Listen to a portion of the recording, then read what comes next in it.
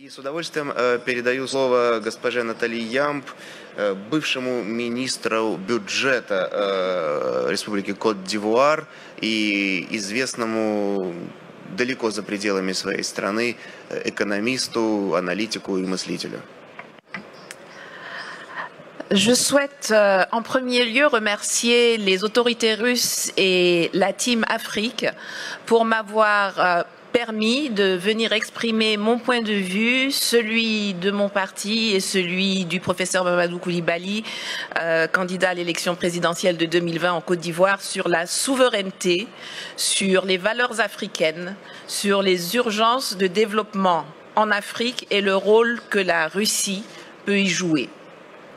Parler d'identité africaine est une chose aisée, car l'identité et les valeurs des Africains ne sont pas différentes de celles du reste de l'humanité. Nous avons les mêmes sentiments de solidarité, de compassion et les mêmes aspirations à la liberté, à la dignité, à la justice et à la propriété. Pourtant, force est de constater que, après l'esclavage, après la colonisation, après les pseudo-indépendances, on ne nous a reconnu que le droit d'être libre, mais seulement au sein de l'enclos français. L'Afrique francophone est encore aujourd'hui, en octobre 2019, sous le contrôle de la France. Cela remonte à 1984, lorsque les puissances coloniales se sont réunies à Berlin pour se partager l'Afrique, sans que les Africains aient leur mot à dire. L'Allemagne, l'Espagne, l'Angleterre, le Portugal ont compris depuis lors qu'il fallait sortir du schéma de la conférence de Berlin et redéfinir les contours d'une nouvelle coopération avec les pays africains. Pas la France, qui avance sans bouger, en portant des masques et qui considère toujours le continent africain comme sa propriété. Les peuples d'Afrique, et particulièrement la jeunesse, revendiquent pourtant avec de plus en plus de vigueur leur besoin de démocratie, leur droit à l'autodétermination, le droit de décider avec qui ils veulent commercer, avec quoi ils veulent payer ce commerce, sans qu'on les place sous la tutelle d'une ex-puissance coloniale qui se présente toujours sur la scène mondiale comme notre porte-parole et notre avocat.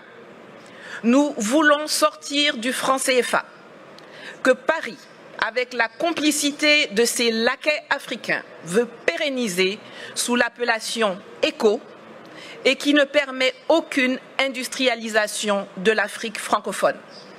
La conquête de notre souveraineté monétaire est capitale, car la seule stabilité que le franc CFA garantit aux pays qui l'utilisent sont la mauvaise gouvernance, la pauvreté et la corruption.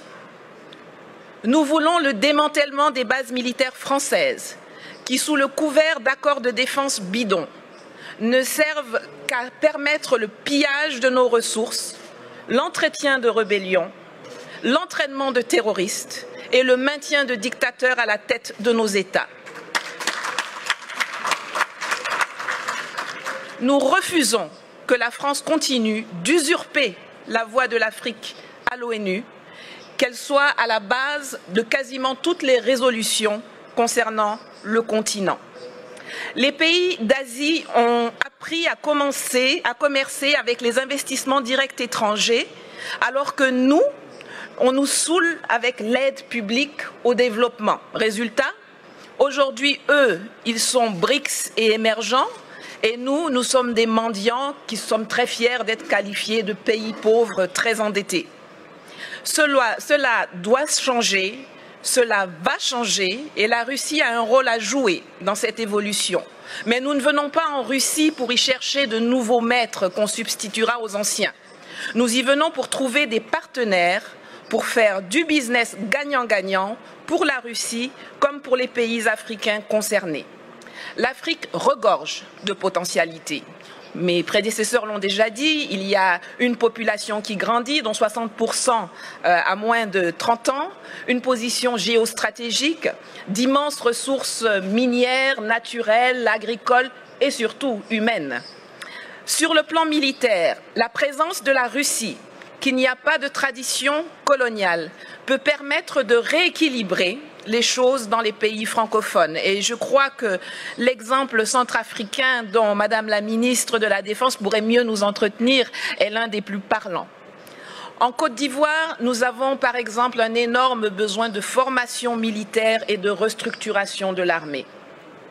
Sur le plan économique, la promesse de Sochi doit être celle de la rupture avec le huis clos actuel appauvrissant où la France semble avoir verrouillé les domaines de l'eau, de l'électricité, des routes, des ponts, des ports, par des monopoles protégés par les gouvernements respectifs ou par des passations de marché de gré à gré sans appel d'offres, pour que nous puissions enfin nous diriger vers une ouverture de l'économie à tous, notamment aux industries et entreprises russes, dans les secteurs agricoles, miniers, énergétiques, de la transformation industrielle, de l'éducation, de la formation, il y en a plein. Le littoral ivoirien, par exemple, qui alterne les lagunes, les fleuves et la mer, est long de 570 km et regorge d'un potentiel encore inexploité ou sous-exploité dans le transport maritime et lagunaire, dans le désensablement des embouchures de fleuves qui peuvent devenir navigables, dans l'hôtellerie, le tourisme, l'habitat de luxe, le transport lagunaire entre les villes du littoral, compte tenu de l'état désastreux de nos routes. Enfin, sur le plan politique et diplomatique, le monde et la Russie doivent cesser de nous voir à travers les lunettes déformantes du storytelling méprisant, mensonger et négationniste de la France, qui nous assujettit. L'Afrique n'a pas besoin de tuteurs à l'ONU, l'Afrique n'a pas non plus besoin de nouveaux propriétaires, mais la Russie y a sa place comme un partenaire dans une logique de Commonwealth, d'enrichissement partagé, de collaboration vivifiante et innovante entre les secteurs privés respectifs. Le monde bouge, les lignes évoluent.